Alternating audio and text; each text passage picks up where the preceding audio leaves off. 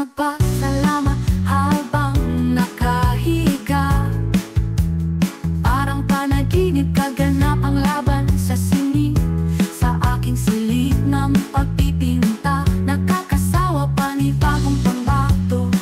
Isang obrang nasimula na hindi agad tinapos. Pagod na sa buong araw ng gawa, buti ipinaglaban. Isang dumaan ng tunay na kaalaman.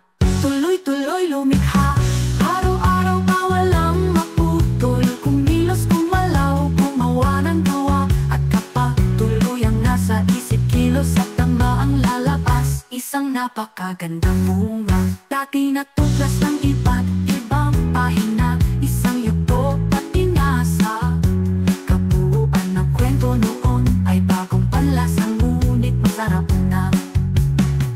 Hanggang hilaw sa unang tikim, maasim, lagyan ng sili, asin at bagoong sasarapin.